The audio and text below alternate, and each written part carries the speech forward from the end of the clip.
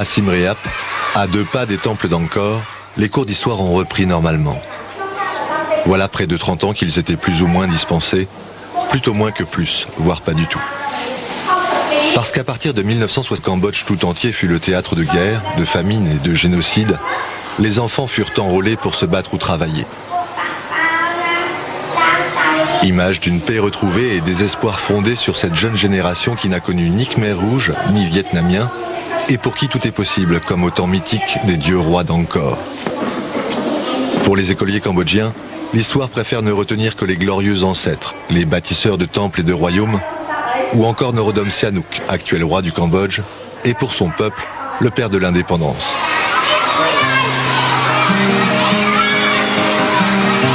Ici, l'histoire se fige en 1910, précisément lorsque la guerre s'installe au royaume du Cambodge, le Kampuchea.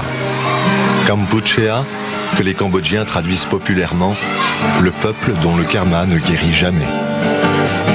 Only sorrow in Cambodia. People of Kampuchea, Kampuchea, Cambodia.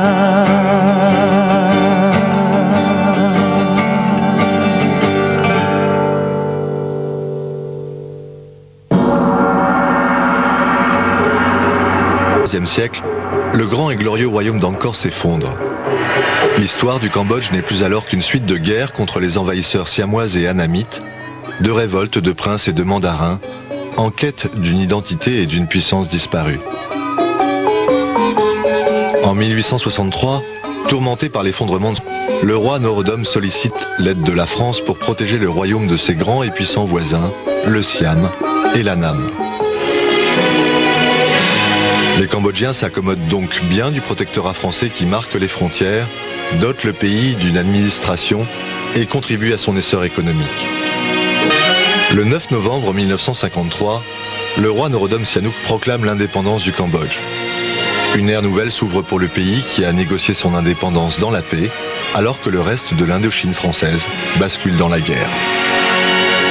En Cochinchine et au Tonkin, c'était immédiatement la guerre, c'était immédiatement la lutte ouverte. Il y avait une résistance qui existait, il y avait une résistance, il y avait des maquis, etc. Au Cambodge, il n'y avait ni résistance ni maquis. Les choses ça avait été un long fleuve tranquille et il ne s'était rien passé pendant toute l'occupation.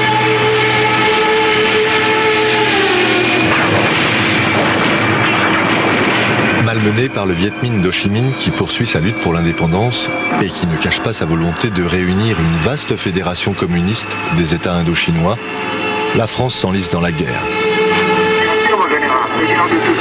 Elle capitule après la défaite de Dien Bien Phu le 7 mai 1954. Le 20 juillet de la même année, les accords de Genève proclament l'indépendance des États indo-chinois, Cambodge, Laos et Vietnam, ainsi que la partition du Vietnam entre le Nord communiste et le Sud républicain. Les Américains refusent de signer.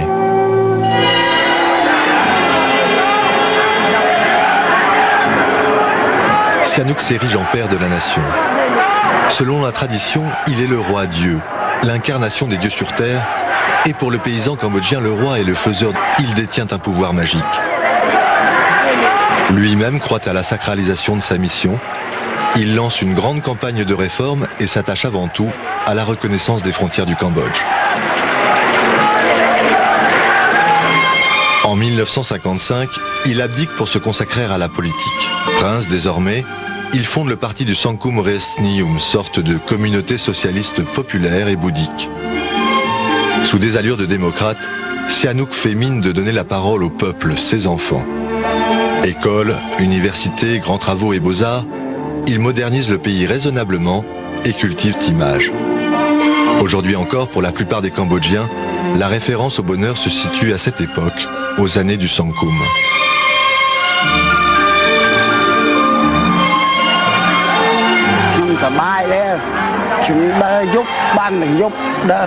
Pendant la période du Sangkum, J'étais jeune et j'étais heureux. Moi, ça allait bien. J'étais libre, je pouvais sortir la nuit, on pouvait aller au cinéma à Siem Reap, il n'y avait pas de voleurs, pas de bandits, et on pouvait se promener ensemble, filles et garçons. Ah, à l'époque, ça allait bien entre les filles et les garçons. On pouvait s'aimer. Convaincu de son talent politique, Sihanouk n'entend pas laisser l'opposition contester ses méthodes de gouvernement. Incapable de se mesurer à une monarchie médiévale immuable, les communistes se divisent. Certains se mettent sous la protection des Vietnamiens communistes du Nord, le Viet Minh, tandis que d'autres, plus nationaux, préfèrent gagner le maquis. Parmi eux, Salo Tsar, un marxiste formé à Paris. Il entrera dans l'histoire sous le nom de Pol Pot. Sihanouk les baptise Khmer Rouge et les pourchasse. Sihanouk n'était pas un démocrate. Il ne croyait pas au pluralisme. Il disait « l'État, c'est moi ». Mais il n'y avait aucune opposition, et dès qu'une opposition est apparue, il s'est montré impitoyable. Plus tard, dans les années 60, quand des étudiants de gauche commencent à s'agiter, ils disparaissent, sans autre forme de procès. Il était sans pitié. Le Cambodge se trouve sur une des grandes lignes de fracture du conflit Est-Ouest. Guerre froide, conflit entre Pékin et Moscou, les deux pôles du monde communiste, conflit régional aussi où le Vietnam communiste appuyé par la Chine combat pour la réunification avec le Sud.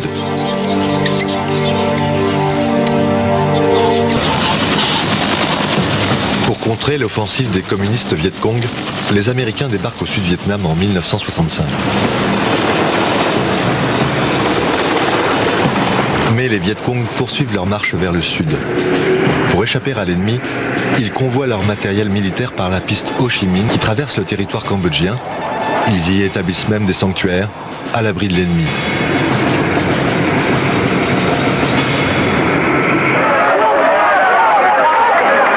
Soucieux de préserver son pays d'un engagement dans l'un des camps du conflit, le prince Sihanouk tente à tout prix de maintenir le Cambodge dans la neutralité et protéger les frontières. La venue du général de Gaulle à Phnom Penh en septembre 1966 apporte un soutien opportun à cette position qui s'avère de plus en plus difficile à préserver. Sihanouk ne s'y trompe pas, il réserve un accueil fastueux à son hôte. Et devant la montée des périls, le général tient un discours sans... L'ouverture d'une aussi vaste et difficile négociation dépendrait évidemment de la décision et de l'engagement qu'auparavant aurait voulu prendre l'Amérique de rapatrier ses forces dans un délai convenable et déterminé.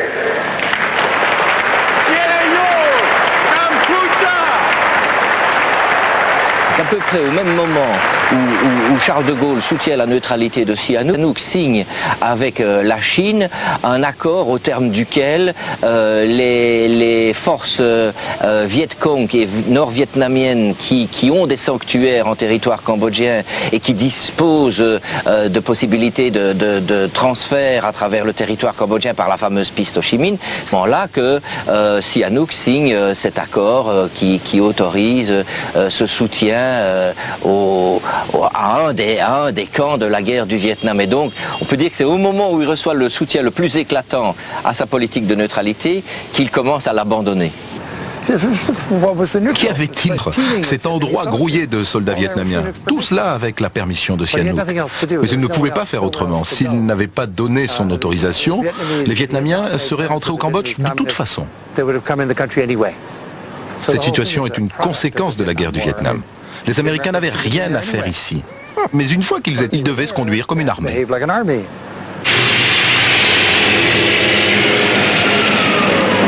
Breakfast, lunch, dinner. À son lancement en février 1969, l'opération Menu est dissimulée au monde entier par Nixon et Kissinger. Les B-52 américains entament une lourde campagne sur Viet Cong au Cambodge et le petit royaume sombre alors dans la guerre. Inquiet, Sihanouk s'efforce dans une ultime tentative d'inverser le cours de l'histoire. Les obsèques d'Ho Chi Minh sont pour lui l'occasion de se rendre à Hanoï et d'essayer de convaincre les Nord-Vietnamiens de ne plus emprunter cambodgien. Un bien vain espoir. Sihanouk avait dit, moi je ne peux pas continuer à fermer les yeux. En réalité, c'est à participer à ce soutien. Mais j'ai rencontré moi-même Pham Van Dong, je lui ai dit, au moment des finales de Timine, je lui ai dit, Monsieur le Premier ministre, les choses vont mal, tout ça va mal se terminer, tout ça prend l'allure d'une annexion. Et Pham Van Dong m'a répété, jamais, jamais, au grand jamais, nous ne prendrons un mètre carré de territoire cambodgien. On a vu ce qu'il en était. Pour se protéger, les Viet Cong pénètrent plus loin à l'intérieur du Cambodge. Les Américains bombardent alors davantage. Un cataclysme pour des milliers de paysans cambodgiens brutalement pris sous tous les feux. Sur toute la région est du Cambodge, des milliers de tonnes de bombes sont déversées avec cynisme et dans la plus totale approximation. À leur défaite en 1975, les Américains auront largué 539 000 tonnes de bombes et autres défoliants sur les rizières cambodgiennes.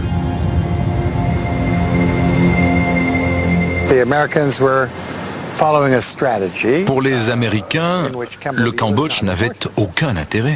Un général américain disait « Le Cambodge est quelque chose que l'on jette en pâture aux loups quand ils approchent ». Le Cambodge peut être sacrifié parce qu'il est sans importance et le bombardement des sanctuaires a débuté en 1969.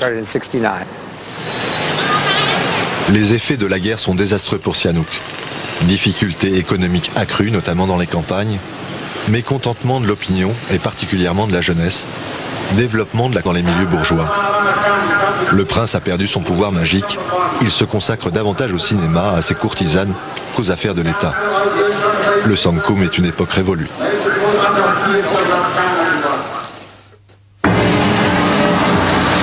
Le 18 mars 1970, alors qu'il se trouve en France, le prince est renversé par un coup d'État. Les instigateurs du coup sont des républicains pro-américains, le prince Sirik Matak et le général Lon Nol. Premier ministre de Sihanouk, Lon Nol est resté durant de nombreuses années dans l'ombre du prince. Il n'a pas admis l'ouverture de la politique étrangère du Cambodge vers le bloc communiste et vers la Chine, la tolérance de son chef envers les sanctuaires Viet Cong. Avec le soutien de l'armée et des Américains, Lon Nol, un mystique dépourvu de charisme, prend le pouvoir. Pourtant, le changement de régime est plutôt bien accueilli à Phnom Penh. Tout au début, ça a été un immense soulagement que le prince Sihanouk était sans doute aimé des paysans, mais toute l'intelligentsia des villes était contre le prince. Et c'était comme un carcan qui tombait. Mais assez rapidement, le général Lon Nol a eu une politique complètement aberrante, notamment en massacrant la population vietnamienne du Cambodge. C'est un vieux réflexe politique cambodgien. Pour unir, pour cimenter le peuple khmer, on attise la haine anti-vietnamienne. On a dit que c'était des communistes. Bien sûr, la version officielle, c'est de dire que tous les Vietnamiens du Cambodge sont tous des Viet Cong. Dans l'opinion nationale cambodgienne, on fait volontiers assimilation. Vietnamiens du Nord ou du Sud, Vietnamiens communistes ou anti-communistes, on est anti-cambodgien. Donc pour un Khmer, il fallait casser les Vietnamiens, de quelque bord qu'ils soient. Le 24 mars 1970, Norodom Sihanouk lance depuis son exil à Pékin un appel à l'insurrection armée contre le régime et les traîtres impérialistes qui l'ont renversé. Le soutien de ses alliés chinois est inconditionnel. Comme Sihanouk, Chou En-lai en colère dénonce le soutien américain aux félons qui ont déposé le prince et lance un avertissement solennel à Nixon. L'Amérique doit quitter l'Indochine. Signer les accords de Genève de 1954 que les États-Unis d'Amérique ont refusé de signer, alors que les autres puissances, n'est-ce pas, ayant des responsabilités universelles comme la France, comme la Grande-Bretagne, comme la Chine, comme l'Union soviétique, ont signé ces accords, nous ont garanti à l'Indochine tout entière, n'est-ce pas, venir de paix, de liberté, d'indépendance. Ce sont les États-Unis qui ont tout mis par terre. Sihanouk furieux. Sihanouk abasourdi, désormais rallié sans réserve aux communistes parce qu'ils sont plus purs, plus progressistes selon lui. En mai 1970, l'hôte d'honneur des Chinois annonce la constitution d'un front et d'un gouvernement de salut national, le GRUNC. Outre quelques fidèles qui l'ont rejoint à Pékin, ce gouvernement compte certains communistes cambodgiens autrefois pourchassés et qui avaient gagné le maquis. Les ennemis d'hier se rassemblent dans leur lutte pour la libération du pays. À terme, leurs objets néanmoins, Sihanouk compte reconquérir le pouvoir, tandis que ses alliés Khmer Rouge luttent pour la révolution. Si les Américains ne sont pas prêts à se retirer sans condition, alors les discussions sont absolument inutiles. Il vaut mieux combattre, il vaut mieux lutter, c'est ce qui nous reste. Une grande partie des paysans ont alors pris le maquis pour défendre le roi. À cette époque, les Viet Cong, qui étaient réfugiés le long de la frontière khmero-vietnamienne, ont envahi le Cambodge. Et moi-même, à cette époque, j'ai été pris par les Viet Cong, prisonnier causeur, et j'ai vu les Viet Cong faire entendre un appel de Sihanouk qui invitait les paysans à prendre le maquis. Et les paysans religieusement écoutaient le prince qui était un dieu, et mystérieusement qui parlait dans cette petite boîte noire. Et c'est ainsi qu'un nombre de paysans ont pris le maquis, pas par idéologie, mais simplement par fidélité au prince. Et c'est ce qui a formé le groupe des Khmer Rumda, c'est-à-dire le mouvement de libération du peuple khmer qui s'est uni ensuite au Khmer Rouge. D'année-là, on nous a appelés les Khmer Rouges. Mais nous, on a organisé ces manifestations, on a pris la forêt et le maquis pour rétablir Sihanouk au pouvoir. S'il n'y avait pas eu Sihanouk, jamais nous ne serions allés du côté des Khmer Rouges. Rejoindre les Khmer Rouges, gagner le maquis pour soutenir le prince. Pour les Khmer Rouges, le ralliement de Sihanouk est une aubaine. Eux sont déjà là, tapis dans la forêt depuis des années. Soutenus par le trop complaisant Viet Minh, ils attendent leur heure. La révolution, celle du Kampuchéa démocratique. Pol Pot, Ieng Sary, Nguyen Chia, Khieu Samphan, Tam Mok sont leurs chefs. Et Sihanouk leur offre son image comme un cadeau tombé du ciel. Dans ses valises, il apporte l'aide chinoise, comme pour mieux signifier aux Vietnamiens que leur présence au Cambodge n'est pas nécessaire. Bien au contraire. Car les Khmer Rouges sont des communistes cambodgiens. Ils sont nationalistes. Et leur projet n'a rien à voir avec celui du petit roi déchu. Sihanouk lui-même s'en inquiète déjà et déclare au retour de son séjour dans la forêt cambodgienne en 1973 « Quand les Khmer Rouges n'auront plus besoin de moi, ils me cracheront comme un noyau de cerise. » Les Khmer Rouges étaient des Cambodgiens anti-royalistes, anti-démocratiques. C'était de purs Cambodgiens. Il n'y avait pas plus Khmer que Pol Pot, vraiment pur Khmer. Et de dire que les ennemis du Cambodge sont les étrangers. Mais au lieu de voir les Vietnamiens ou les Américains comme leurs ennemis, ce sont les habitants des villes que les Khmer Rouges ont désignés comme l'ennemi. Ils sont arrivés en rejetant le passé, les villes, le capitalisme. Et en 1973, ils commencent à contrôler de larges parties. Malgré l'intensification des bombardements américains, l'offensive des Khmer Rouges se poursuit implacablement. Sur leur passage, ils mobilisent et forment des combattants parmi les paysans cambodgiens et ne leur laissent aucun choix. La révolution est en route.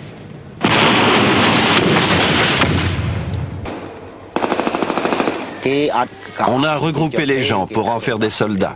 On n'avait pas le choix, on disait qu'il fallait libérer le pays en 1975. Moi j'ai été envoyé vers Phnom Penh en 1974. Je suis resté aux alentours pour l'entraînement. Je voulais libérer le pays parce que j'aimais les communistes. Je voulais que tout le monde vive à égalité. La volonté de Nixon et Kissinger de continuer à bombarder le Cambodge jusqu'en août 1973 et l'avancée des Khmer Rouges sur Phnom Penh finissent de mettre le pays à feu et à sang.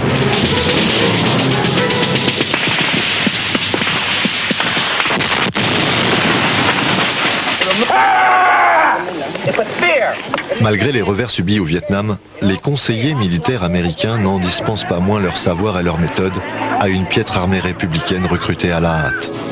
De jeunes soldats courageux, envoyés au front comme de la chair à canon, tandis que leurs officiers corrompus revendent l'aide américaine à l'ennemi, les rouges, dans le seul but de s'enrichir.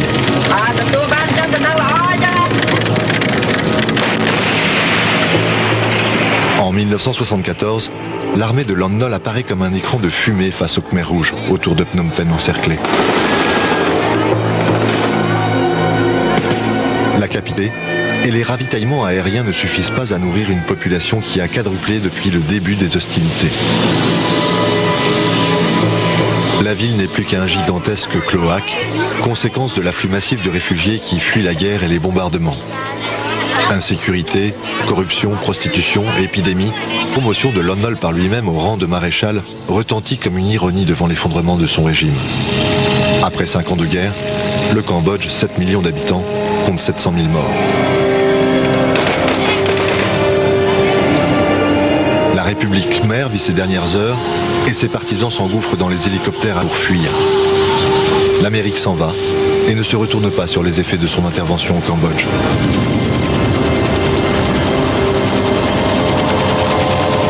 Ultime et sinistre dérobade, l'achèvement de la politique du pire menée tambour battant pendant 6 ans par le président Nixon. L'homme du désengagé du Sud-Est fait place nette aux Khmer rouges. Les Khmers rouges sont une création du Vietnam, une création de la guerre du Vietnam. Ils ne seraient jamais arrivés au pouvoir sans la guerre du Vietnam, jamais. Il n'est pas impossible que le coup d'État de Lon Nol se soit produit même sans cette guerre. Mais les Khmers rouges, jamais.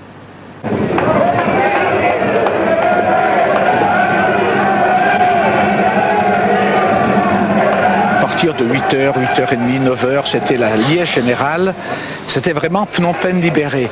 Les gens applaudissaient, les soldats qui se rendaient. Enfin est fini, on va pouvoir retourner dans nos villages. Donc c'était la liesse générale. On a attaqué du mois de janvier jusqu'au 17 avril. Et les gens nous ont accueillis avec du riz, des fleurs, des gâteaux. À ce moment-là, quand nous passions, mais bien les Khmers rouges, on était des libérateurs, des gens justes. À partir de 10h, on a commencé à voir de petits hommes en noir ou en vert qui, eux, ne se réjouissaient pas, qui rentraient par groupe de 3, de 6 ou de 9. Et puis à partir d'heure, une véritable chape de plomb qui s'est abattue sur la ville. Ces petits groupes de Khmers rouges contrôlaient tous les carrefours.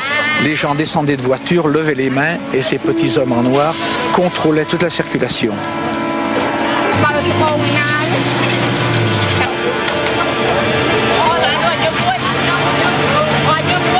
La première mesure des Khmers rouges a été de vider tous les hôpitaux.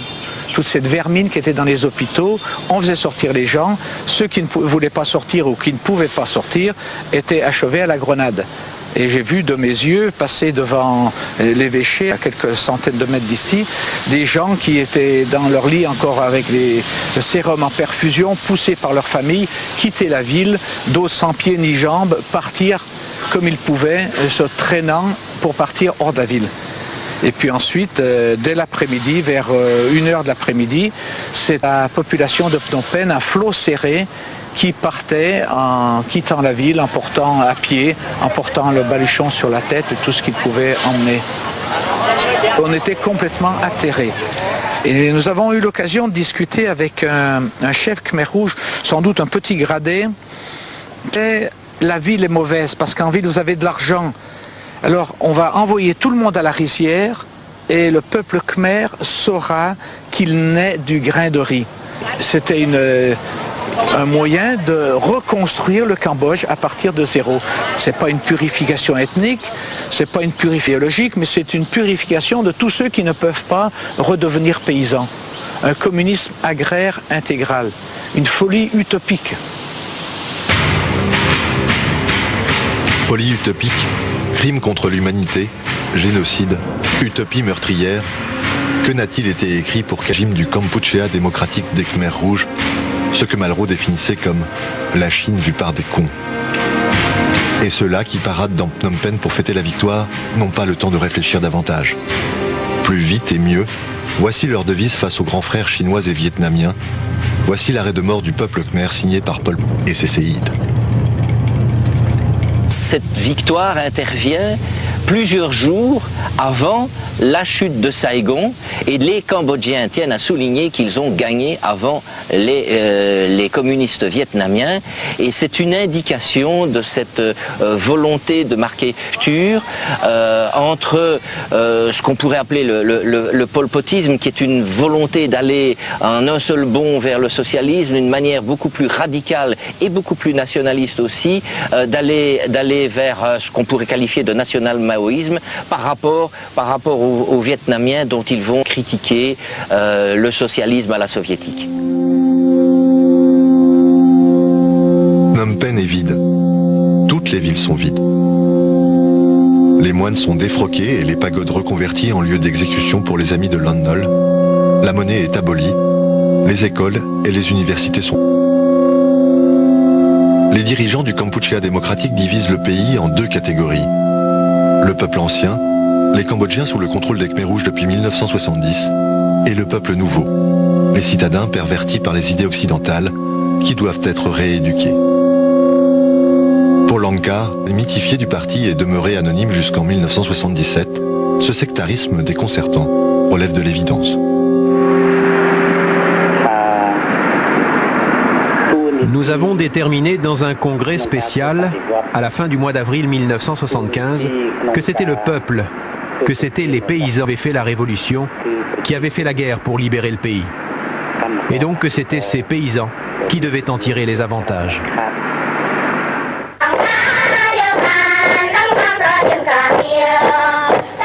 Collectivisme rural, nationalisme exacerbé, volonté autarcique de l'Empire angkorien, sans concession pour l'intégrité de la personne humaine, le régime des Khmers rouges se met en place pour près de 4 ans.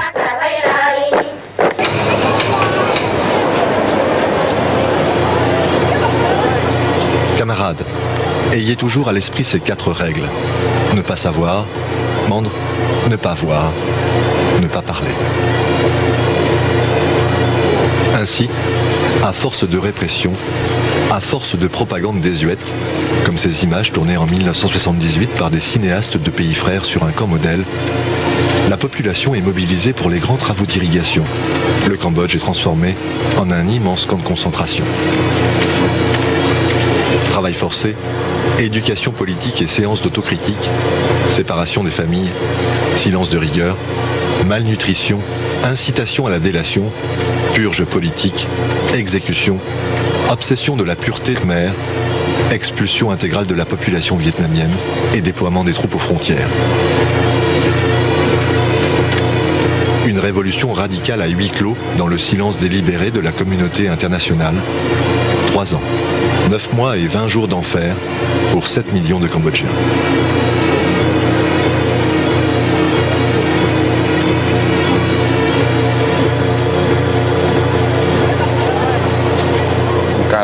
En 1975, on a appelé les gens du 17 avril le peuple nouveau. Il y a beaucoup de personnes qui sont mortes parce qu'elles ne savaient pas travailler à la rizière. Qui mettaient des fautes étaient tués. Nous, on n'avait pas à penser à la mort de tout cela. On avait peur et pour sauver sa vie, il valait mieux respecter les consignes. Après que Phnom Penh ait été libéré, nous, les soldats, on a été désarmés et envoyés travailler à la rizière, venir à nos besoins. Une brigade n'avait pas le droit de se déplacer.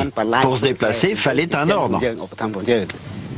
Tout à fait au début, les Khmers rouges ont utilisé le Sihanouk pour aller plaider leur cause. Ça doit être au mois d'octobre 1975. Sihanouk est parti à l'ONU aider la cause des détenteurs du pouvoir à Phnom Penh. Et ensuite, alors, auprès de la population cambodgienne, ils ont présenté comme Sihanouk étant de leur bord. Mais je suis fier de pouvoir faire la révolution avec le peuple et de faire évoluer notre monarchie avec le peuple, avec Sion.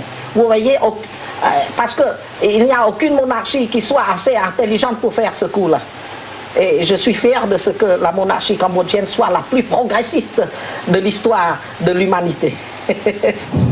Seulement, Sihanouk n'a pas pu supporter d'être simplement un pantin et assez rapidement a donné sa démission au début de l'année 76. Et c'est là où il a été enfermé dans son palais et on s'étonne même de ce que les Khmers rouges ne l'aient pas tué. C'est sans doute sous influence des Chinois qui, jusqu'à la mort de Mao Tse-tung en 1976, supportent les Khmers rouges au nom de l'idéologie. Et puis ensuite, complètement abandonné l'idéologie de la révolution culturelle et Deng Xiaoping soutient les Khmers rouges plus par géostratégie que par idéologie. Étant donné que le Vietnam est sous la coupe des Soviétiques, les Chinois soutiennent les Khmers pour éviter d'être pris dans une tenaille par les Soviétiques au nord de leur pays et les Vietnamiens soutenus par les Soviétiques au sud de leur pays. C'est plus par géostratégie que par idéologie.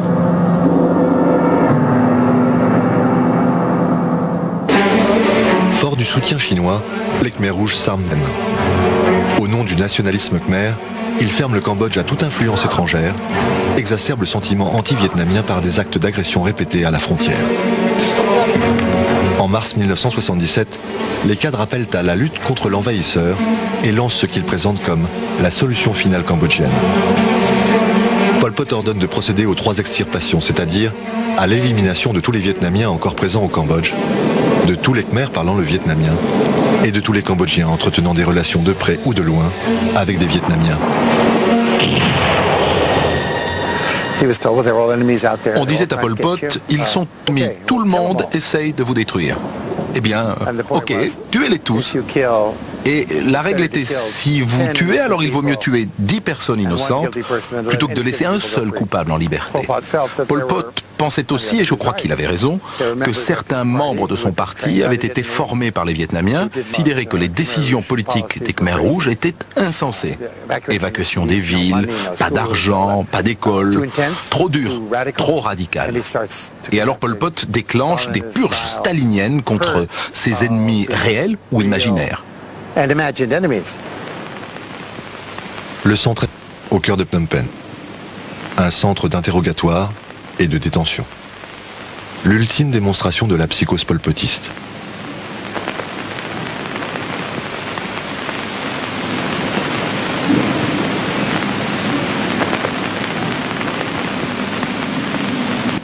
Sous les ordres d'un certain Duch, 17 000 Cambodgiens furent torturés avant d'être éliminés par destruction. Duch est aujourd'hui l'un des seuls Khmers rouges en prison. Pol Pot disait, si chaque Cambodgien tue 30 Vietnamiens, ils seront tous exterminés. Bon, d'accord, mais vont-ils se laisser faire sans réagir? C'est absurde. Il pensait qu'il pouvait mener une guerre contre le Vietnam. C'est sans doute la seule bonne chose qui soit arrivée durant ce régime, c'est qu'il a provoqué son propre anéantissement en lançant. Sans cette déclaration de guerre, il aurait été très difficile de se débarrasser de ce régime. Le 7 janvier 1979, exaspérés par des incidents de frontières répétés et par l'agression délibérée du régime envers leurs ressortissants, les Vietnamiens entrent à Phnom Penh. Aucun n'est en mesure de s'opposer aux 200 000 Boy Doi, rompus à l'exercice de la guerre depuis le conflit américain. Le régime de Pol Pot s'effondre. Les Khmers rouges fuient vers la Thaïlande. La radio des Khmers rouges diffusait encore. Elle disait « Les Vietnamiens sont là, les Vietnamiens sont là ». J'ai fui terrorisé. Quand on sait que les Viets sont juste à côté, mieux vaut filer.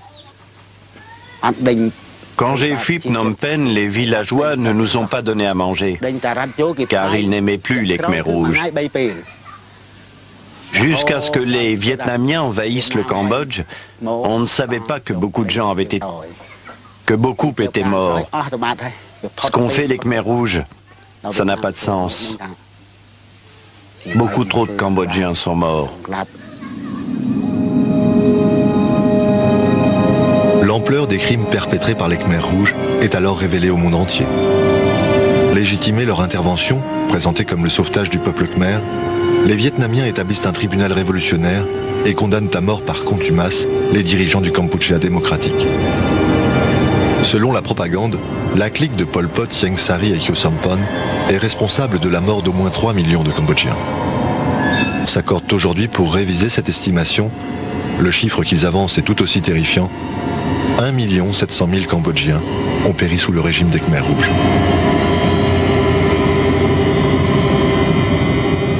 Pourquoi les révolutions chinoises et vietnamiennes ont rééduqué et les uns ont tué?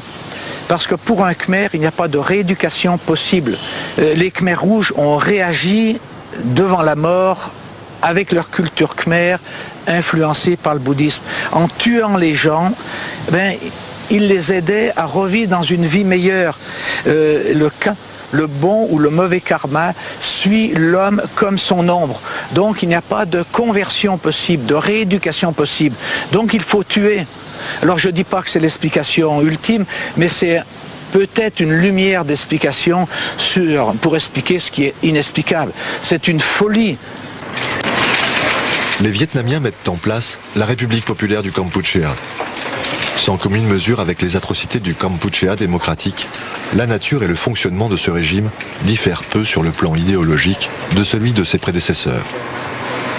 Autocritiques, embrigadement politiques, les nouveaux dirigés par les Vietnamiens pour gouverner sous leur tutelle vont se heurter à la résistance passive du peuple cambodgien, d'autant qu'ils sont eux-mêmes d'anciens cadres Khmers rouges ayant pris la fuite pour échapper aux purges de Pol Pot. L'Occident condamne l'intrusion vietnamienne au Cambodge et soumet le pays à un embargo. Pour ce peuple de survivants, l'espoir d'une vie meilleure est une nouvelle fois déçu. Les libérateurs sont devenus des occupants. Bien sûr, les marchés ont rouvert, la monnaie est rétablie. Bien sûr, les enfants retournent à l'école. Mais la réalité ne ressemble que de loin à ces images de propos.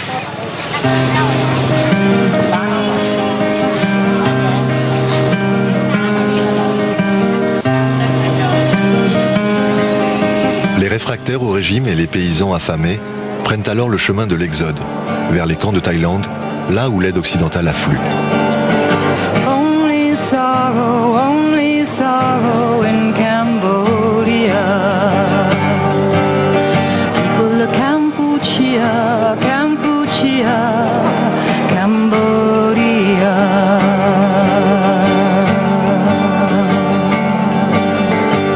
Alors ces réfugiés viennent la plupart du temps parce qu'ils n'ont rien à manger au Cambodge, puisque l'armée vietnamienne a pris le pays au moment des récoltes, donc il n'y a rien à manger. Et sur ce fond de famine se greffe un conflit géopolitique. Le Cambodge étant sous mainmise soviétique, eh bien les Occidentaux confient la résistance à la Chine, qui est la grande puissance asiatique. Et Chine et États-Unis ainsi que les Occidentaux soutiennent les mouvements de résistance, qu'il faut savoir le FLNPK de M. Son Sann, le Fun Sin du prince Sihanouk et les Khmers rouges qui sont présents en Thaïlande. Et comme les plus aguerris sont les Khmers rouges, on arrive à cette aberration que les Occidentaux soutiennent massivement les Khmers rouges qu'ils ont honnis jusqu'alors. Et dans les camps, alors voir moi-même, il y avait assez souvent un climat de terreur qui régnait. Les soldats de la résistance venaient recruter des volontaires pour aller lutter contre les Vietnamiens. Et les réfugiés, les 500 000 réfugiés, sont simplement des marionnettes dans les mains des Occidentaux, et spécialement des Chinois et des États-Unis, pour faire pièce au peuple khmer qui, lui, est sous la mainmise des Soviétiques. L'assistance humanitaire et le soutien militaire de la communauté internationale pour les factions de la résistance n'ont d'autres effets que de porter Ieng Sary à l'ONU pour conduire la représentation cambodgienne. Le ministre des Affaires étrangères de Pol Pot est responsable de nombreux camps d'internement du Kampuchéa démocratique. N'en demandez pas tant.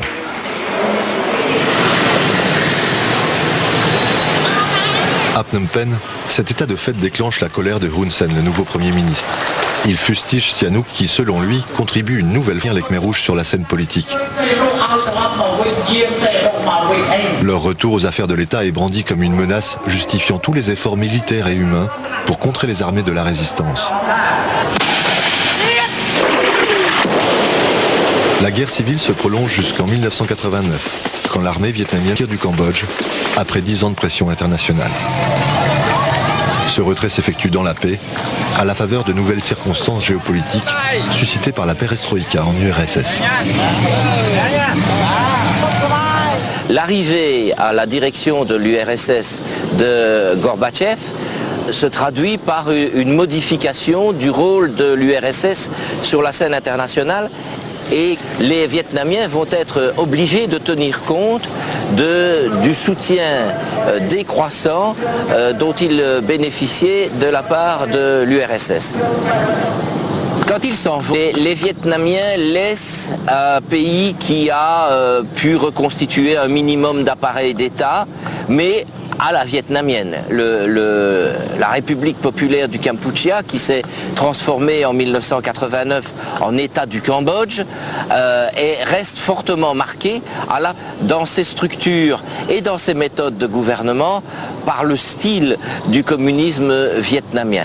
Et au bout des années 80, c'est un pays qui est exsangue, c'est un pays qui se rend compte progressivement que aucune solution militaire ne peut déboucher sur ce qui est attendu depuis plus de 20 ans, c'est-à-dire la paix. Le peuple khmer va retrouver la pleine maîtrise de son destin. Les Cambodgiens, je crois pouvoir le dire en votre nom, aspirent à la paix. Ce 23 octobre 1991, la paix n'a pas de prix. Fût-ce d'associer les Khmers rouges à la conférence internationale de Paris sur le Cambodge.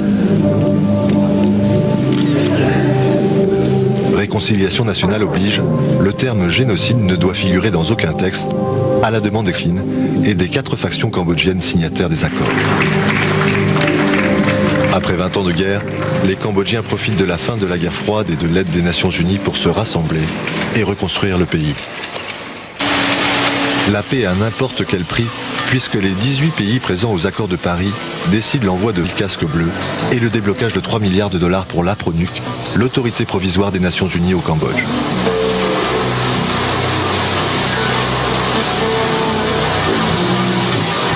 Jamais dans son histoire, l'ONU ne mit autant de moyens en œuvre pour rétablir la paix dans un pays. Des militaires et des experts civils de l'APRONUC, la tâche est immense. Sauvegarder la paix et désarmer les factions en guerre, notamment les Khmers rouges, permettre le retour de centaines de milliers de réfugiés vivant dans les camps et faire respecter les droits de l'homme, aider à la reconstruction d'un Cambodge complètement miné et dépourvu de voies de commande, de systèmes de santé, d'enseignement. Assumer les fonctions administratives et policières, organiser des élections libres et équitables.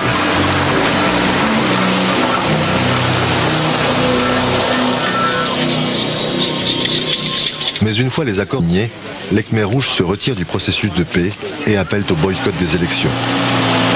Malgré quelques timides tentatives, les soldats de la paix ne parviennent pas à les désarmer et les Khmers rouges menacent d'attaquer les bureaux de vote. En mai 1993, les élections sont pourtant organisées sous haute sécurité. Malgré la politique et la peur des Khmers rouges, les Cambodgiens se rendent aux urnes en très grand nombre. Ces élections, le seul véritable succès de l'APRONUC, auront permis la naissance de 20 partis politiques et l'apparition d'une presse pluraliste. Le 24 septembre, la constitution du royaume du Cambodge par l'Assemblée constituante issue des élections. Celle-ci proclame le prince Sihanouk roi du Cambodge et reprend les pouvoirs délégués à l'APRONUC par les accords de Paris.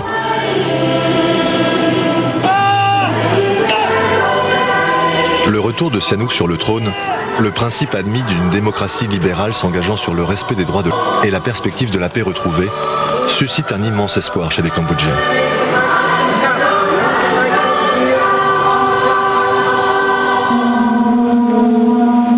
Mais le roi va devoir former une coalition gouvernementale avec les 2 partis vainqueurs aux élections qui ne disposent ni l'un ni l'autre de la majorité requise pour gouverner.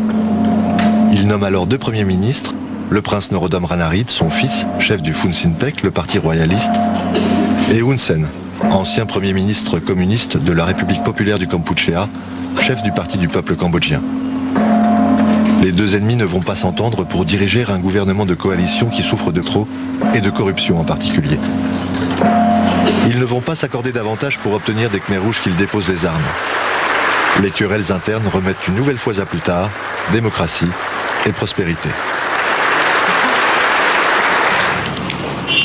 Du côté de l'ONU, il y a d'abord eu un manque de traduction de la volonté politique qui s'était exprimée par la signature des accords de Paris. Mais de leur côté, les Cambodgiens, et d'abord les Khmers rouges, ont une responsabilité écrasante dans le résultat très mitigé de cette opération, puisque alors qu'ils avaient signé les accords de Paris, au départ, ils ont refusé de les appliquer, ils ont refusé de participer à tout ce qui faisait l'opération ONU, et ils portent de ce point de vue-là une responsabilité écrasante. La zone a des allures de Far West. Protégée par la montagne et la jungle, adossée à la frontière thaïlandaise, Pai chef des Khmers rouges était quasi imprenable.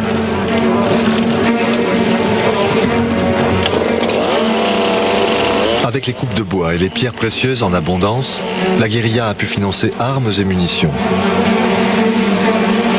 Cette région de l'ouest du Cambodge est la plus riche du pays. Pour la reprendre, le gouvernement consacre chaque année la moitié du budget de l'État. Mais en 1996, Ieng Sary provoque la scission de la guérilla et se rallie contre toute attente à Hun Sen. Les deux ennemis entament une réconciliation à la cambodgienne profitable à chacun. En lâchant Pol Pot et Khieu Samphan, Ieng Sary obtient d'être chez lui et de conserver l'autonomie de sa province. Il bénéficie d'une amnistie royale pour les crimes dont il s'est rendu coupable entre 1975 et 1979.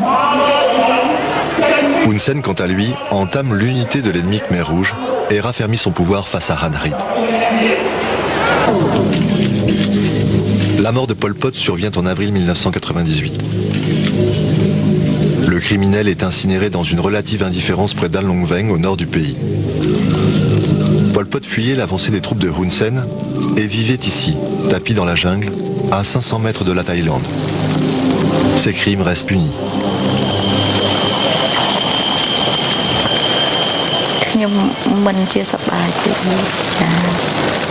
À la mort de Pol Pot, j'étais triste. Je pensais à lui sans cesse. Je pense toujours à lui et je regrette sa mort. Lui qui a été professeur, lui qui a enseigné au peuple l'amour de la patrie, qui a développé l'agriculture et les droits de l'homme. Pol Pot est mort, mais il n'était pas seul. Le 29 décembre 1998, Khieu Samphan et Nuon Chea sont de retour en ville. Ils se rallient à leur tour comme Ieng Sary, et comme Ieng Sary, ils sont libres. Au nom de la réconciliation nationale, ils sont accueillis par Hun Sen à sa résidence. Il faut oublier le passé, explique-t-on ici. Désolé. Les anciens chefs Khmer rouges sont désolés. Ils n'ont rien d'autre à dire aux survivants de leur utopie. Khieu Samphan et Nuon Chea ressemblent aujourd'hui à de tranquilles grands-pères. Ils s'excusent pour un génocide, l'élimination d'un quart de la population cambodgienne. Insulte suprême, ils visitent le temple d'Angkor Wat, lieu sacré. Acte scandaleux pour les Occidentaux, pour les Cambodgiens constitue aussi un acte d'allégeance à Hun Sen. Tandis que la communauté internationale et la diaspora khmer réclament un procès pour crimes contre l'humanité, les anciens tortionnaires sont protégés comme des princes. Les responsables du deuxième génocide du siècle sont libres, la justice est bafouée. On parle de juger les chefs Khmer rouges, mais ils ont tous suivi cette politique communiste. Hun Sen l'a fait, Sihanouk l'a fait, Tha Mok et Pol Pot l'ont fait, Khieu Samphan et Ieng Sary aussi ont suivi cette politique. Et cette volonté, leur responsabilité. La Chine et les dirigeants de Pékin ne sont pas étrangers à cette politique non plus. Et les Américains, ils sont aussi responsables. Tous ceux qui se sont mêlés à ces histoires cambodgiennes sont responsables. J'ai bien réfléchi à tous ces jeux d'alliance. Ils sont tous responsables.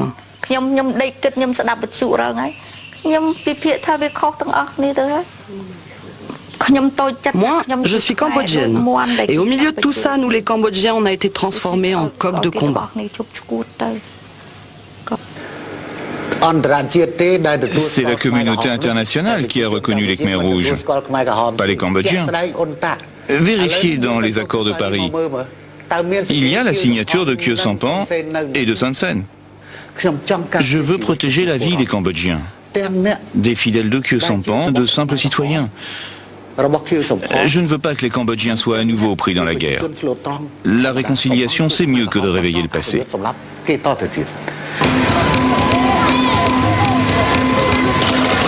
9 février 1999, les derniers Khmers rouges capitulent. Bastion de Halong Veng au nord du pays, les maquisards déposent les armes. La cérémonie est célébrée en grande pompe par le ministre de la Défense en personne. Le chef de ces hommes, le général Tamok, est en fuite avec une poignée d'irréductibles. Personne ici ne parie sur ses chances. En signe d'allégeance au régime qu'ils ont longtemps combattu, les Khmers rouges enfilent le treillis gouvernemental. L'uniforme maoïste a vécu. Quelques jours plus tard, le général Tamok est capturé et transféré à la prison militaire de Phnom Penh. Avec Duch, le tortionnaire de Tuol Sleng, Tamok est aujourd'hui le seul chef Khmer rouge en prison parce qu'il s'est enfui et a refusé de se rendre. Le Premier ministre Hun Sen a réussi là où Sihanouk et les Nations Unies ont échoué. C'est lui qui a vaincu les Khmers rouges et en ce qui concerne leur procès, il n'entend pas se faire dicter la marche à suivre par la communauté internationale. Je pense que le plus grand problème, c'est la question de notre souveraineté. Les étrangers ne peuvent pas rendre justice au nom du peuple khmer. Au contraire, ils ont détruit le peuple cambodgien pendant longtemps, même si aujourd'hui ils nous aident. Sur cette question du procès des Khmers rouges, Sihanouk laisse Hun Sen maître du jeu. Fatigué et malade, le monarque s'en tient aux cérémonies protocolaires. L'homme politique habile qui a traversé le siècle se retire discrètement. À son ennemi de 20 ans, concède toute légitimité pour conduire le Cambodge vers le 3e millénaire. Hun Sen est très différent. Il n'est pas effrayé par le Vietnam et la Thaïlande. Il ne s'embarrasse pas de vieux mythes sur le Cambodge. Il ne considère pas le Cambodge comme une sacrée, assiégée par les barbares. Il voit son pays comme un pays du 21e siècle. Sihanouk ne l'a jamais vu comme une nation du 20e siècle, mais plutôt comme un pays éternel. Un lieu un peu mythique, un royaume enchanté. Ça n'est pas un pays riche. Il y a plein de choses terribles qui se passent ici. Il y a des problèmes de santé, la pauvreté. Comment les Cambodgiens vont-ils affronter le 21e siècle? Je ne suis pas très optimiste. Je crains que le 21e siècle ne les dépasse. Mais au moins, ils font partie d'un tout et ne sont repliés sur eux-mêmes, sur leur histoire, un peu ancienne.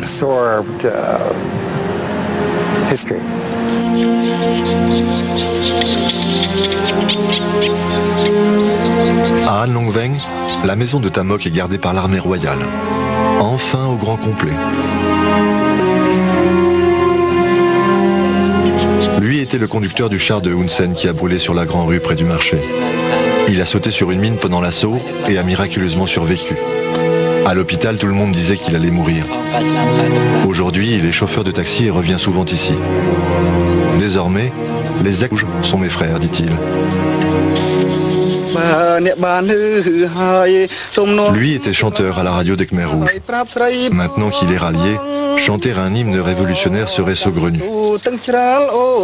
Alors, puisque les Khmers sont réconciliés, il choisit d'entonner un couplet des filles de Pailin, une romance khmer, comme une complainte à la paix, une ballade à la guérison du karma cambodgien.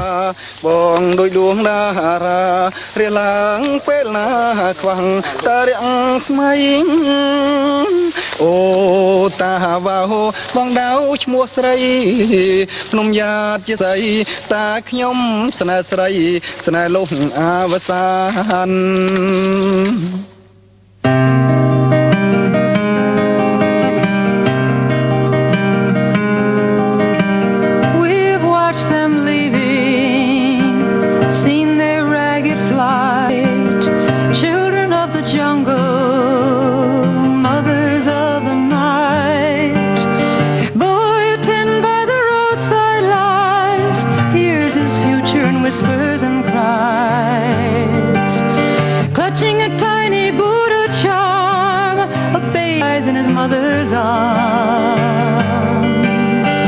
it's their own